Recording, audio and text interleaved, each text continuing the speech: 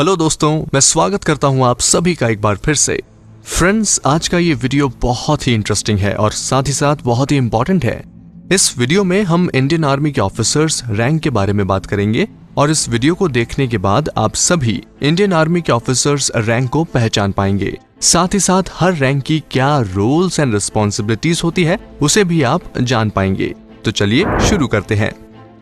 Friends, भारतीय सेना का नाम दुनिया की टॉप 5 सेनाओं में गिना जाता है। भारतीय सेना को शक्तिशाली बनाती है इसके हथियार और इसके जवान। सेना में भी पद का एक क्रम होता है जिसके अनुसार सेना में कार्य किए जाते हैं। आज हम आपको बता रहे हैं कि सेना में रैंक का क्या क्रम है। तो चलिए आपको बताते हैं। Indian army ranks can be classified into 3 categories. First, commissioned officers, जो कि all India services and group A services officer के इक्विवेलेंट है। नंबर 2, जूनियर कमीशन्ड ऑफिसर्स, जो कि ग्रुप बी ऑफिसर के इक्विवेलेंट है। नंबर 3, नॉन कमीशन्ड ऑफिसर्स, जिन्हें ORS other ranks भी कहा जाता है। तो हम आज बात करते हैं कमीशन्ड ऑफिसर्स के बारे में। सबसे पहले बात करते हैं लेफ्टिनेंट रैंक की। लेफ्टिनेंट के शोल्डर्स पे 2 5 पॉइंटेड स्टार्स लगे होते हैं। यह भारतीय सेना में शुरुआती कमीशन्ड रैंक होती है। IMA, OTA जैसी एकेडमीज में ट्रेनिंग के बाद जब यंग ऑफिसर्स पास आउट होते हैं तो वो लेफ्टिनेंट ही बनते हैं। इसके बाद उनका प्रमोशन होता है। लेफ्टिनेंट को YO यानी कि यंग ऑफिसर भी बोला जाता है। लेफ्टिनेंट यूनिट में अपनी ट्रेनिंग और लीडरशिप एबिलिटीज को डेवलप करता है और ट्रूप को कैसे लीड करना है ये भी सीखता है।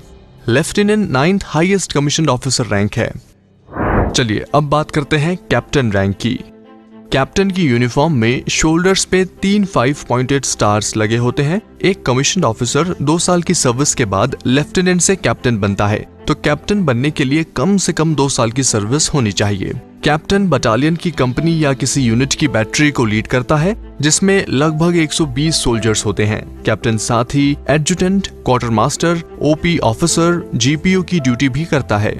वहीं आपको बता दूं, captain 8th highest commissioned officer rank है। चलिए अब जानते हैं मेजर रैंक के बारे में।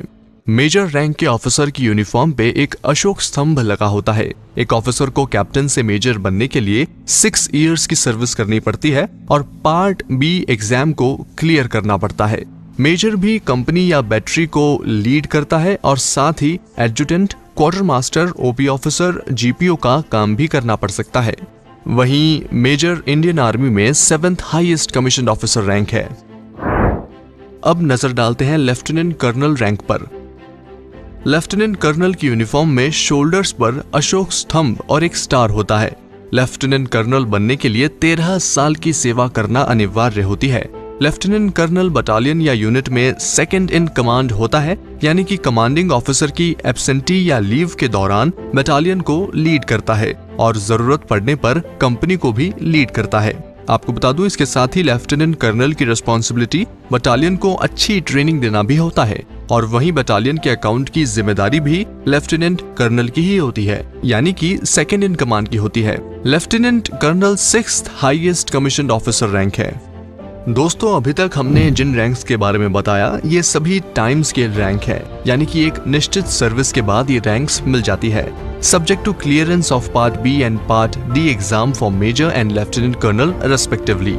अब आगे जो हम रैंक्स के बारे में बात करने जा रहे हैं ये सब सिलेक्शन ग्रेड में आते हैं, यानी कि इसका मतलब यह है कि प्रमोशन के लिए उनके डिफरेंट कोर्सेज की ग्रेडिंग और मेरिट और साथ ही साथ ऑफिसर की एनुअल कॉन्फिडेंशियल रिपोर्ट, जिसको ACR भी कहते हैं, इनको कंसिडर किया जाता है। तो अब बात करेंगे कर्नल रैंक की। कर्नल की यूनिफॉर्म पर 2 स्टार और 1 अशोक स्तंभ लगा होता है। कर्नल और इससे ऊपर के रैंक सिलेक्शन ग्रेड में आते हैं। इसके आगे के प्रमोशन को सिलेक्शन के आधार पर किया जाता है। कर्नल बनने के लिए कम से कम 15 इयर्स की कमीशन सर्विस जरूरी होती है। कर्नल एक बटालियन या यूनिट को कमांड करता है और इन्हें CO यानी कमांडिंग ऑफिसर भी कहते हैं। एक बटालियन में 4 राइफल कंपनी होती है जिसमें लगभग 900 कॉम्बैट ट्रूप्स होते हैं। कर्नल बटालियन या यूनिट को 2-3 साल तक कमांड करता है और उसके बाद हायर फॉर्मेशंस में स्टाफ ड्यूटी भी करता है। मोस्टली ये देखा गया है कि officer commission through ND entry get approved for colonel rank in his first chance. यहाँ पे एक बात और आप जरूर समझिए कि जो लेफ्टिनेंट कर्नल किसी वजह से कर्नल रैंक के लिए अप्रूव नहीं हो पाते हैं, वो भी अपनी 26 इयर्स की सर्विस पूरी होने के बाद टाइम स्केल प्रमोशन के तहत कर्नल बन जाते हैं, बट उन्हें बटालियन कमांड करने का मौका नहीं मिल पाता है। वहीं अगर रैंक की बात करें तो colonel 5th highest commissioned officer rank है और कर्नल 54 इयर्स तक सर्विस कर सकता है। चलिए अब बढ़ते हैं आगे और अब हम बात करेंगे ब्रिगेडियर रैंक की। ब्रिगेडियर अपने शोल्डर्स पे नेशनल एम्बलम के साथ 3 5 पॉइंटेड स्टार्स ट्रायंगुलर फॉर्मेशंस में लगाता है। ये एक 1 स्टार रैंक होता है जिसे यूनिफॉर्म के कॉलर पर लगाया जाता है। ब्रिगेडियर भी सिलेक्शन ग्रेड रैंक है। ब्रिगेडियर बनने के लिए कम से कम 26 इयर्स सर्विस मैंडेटरी होती है। ब्रिगेडियर एक ब्रिगेड को कमांड करता है। फॉर एग्जाम्पल, एक इन्फेंट्री ब्रिगेड में लगभग 3000 battle troops with supporting elements होते हैं। एक इन्फेंट्री ब्रिगेड में 3 इन्फेंट्री बटालियंस होती हैं। ब्रिगेड कमांड करने के बाद ब्रिगेडियर हायर फॉर्मेशंस में वेरियस स्टाफ ड्यूटी भी करते हैं। वहीं ब्रिगेडियर 56 इयर्स तक सर्विस कर सकता है। और रैंक की बात करें यहाँ पर तो brigadier 4th highest commissioned officer rank होता है। अब हम बात करेंगे मेजर जनरल रैंक की। मेजर जनरल के शोल्डर्स पे एक 5 पॉइंटेड स्टार के साथ क्रॉस्ड बैटन एंड स्वॉर्ड लगा होता है। मेजर जनरल एक 2 स्टार रैंक होता है जिसे यूनिफॉर्म के कॉलर पर लगाया जाता है। मेजर जनरल भी सिलेक्शन ग्रेड रैंक है। मेजर जनरल्स रैंक में प्रमोट होने के लिए कम से कम 32 इयर्स ऑफ सर्विस रिक्वायरमेंट होती है। मेजर जनरल डिवीजन को कमांड करता है। एक डिवीजन में लगभग 15,000 combat troops and 8,000 supporting elements होते हैं। One division usually consists of 3 to 4 brigade. Major general भी डिवीजन कमांड करने के बाद higher formation like corps command and army headquarters में वेरियस पोस्ट में काम करता है।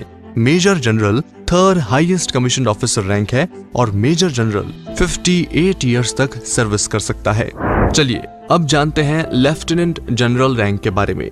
लेफ्टिनेंट जनरल शोल्डर्स पे नेशनल एम्बलम के साथ क्रॉस्ड बैटन एंड स्वॉर्ड लगा होता है। लेफ्टिनेंट जनरल एक 3 स्टार रैंक होता है जिसे यूनिफॉर्म के कॉलर पर लगाया जाता है।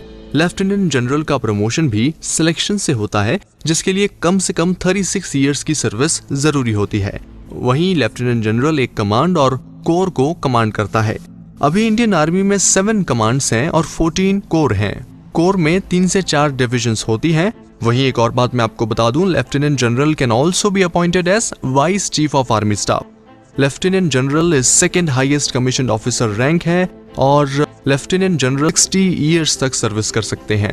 अब हम फाइनली बात करते हैं जनरल रैंक की। जनरल के यूनिफॉर्म में शोल्डर्स पर एक नेशनल एम्बलम, एक 5 पॉइंटेड स्टार और क्रॉस्ड बैटन एंड स्वॉर्ड लगा होता है। जनरल एक 4 स्टार रैंक होता है जिसे यूनिफॉर्म के कॉलर पे लगाया जाता है।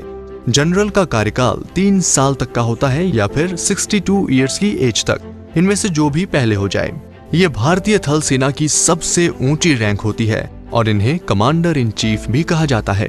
इन सभी रैंक के अलावा इंडियन आर्मी में एक और रैंक होती है जो कि सेरेमनियल रैंक भी जिसे कहते हैं हम लोग, और वो है फील्ड मार्शल रैंक। वैसे तो थल सेना में सबसे ऊंची रैंक फील्ड मार्शल की होती है। ये पद किसी को सम्मान के रूप में दी जाती है, ये किसी नियमित अधिकारी को नहीं दी जाती है। जैसे अगर किसी अधिकारी ने युद्ध या किसी ऑपरेशन में सर्वोच्च प्रदर्शन किया हो तो उसे ये दी जाती है। आपको यहाँ पे बता दें कि अभी तक ये रैंक सिर्फ 2 अधिकारियों को ही दी गई है, जिसमें एक है फील्ड मार्शल KM करियप्पा और फील्ड मार्शल सैम मानेकशॉ का नाम शामिल है। हालांकि अब ये उपाधि किसी को नहीं दी जाती है। आई होप आपको इस वीडियो से एक इंडियन आर्मी ऑफिसर्स के रैंक्स के बारे में जानकारी मिली होगी। इस वीडियो को आप अपने फ्रेंड्स के साथ शेयर जरूर करें ताकि उन्हें भी इंडियन आर्मी रैंक्स के बारे में जानकारी मिले। I will see you in the next video. जय हिंद।